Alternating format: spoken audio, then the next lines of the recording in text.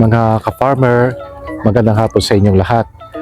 Lumalaki na po yung ating lemon basil. Di po ba natatanong po ninyo, kung natatandaan po ninyo, kasi sabi nila ito ay babaeng lemongrass. Hindi siya babaeng lemongrass, kundi ito po ay isang klaseng basil na amoy lemon. Ito po siya, malaki na po siya. Yan, pag nilipat mo po kasi sa isang pasong ganito, yan, lalaki po siya. At dumadami po ang kanyang mga bulaklak.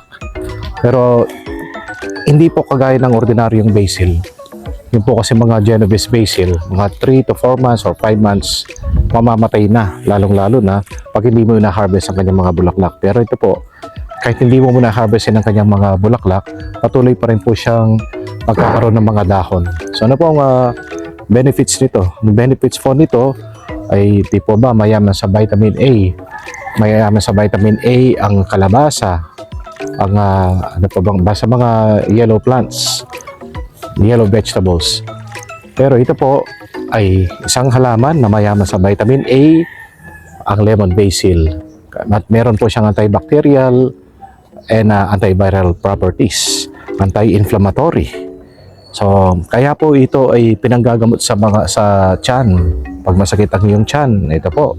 Pag may diarrhea ka, at pag diabetic ka, ito din po isang gamot. So, ang gagawin po natin, ililipat po natin siya. O hindi lilipat, kundi daragdagan po ang kanyang lupa.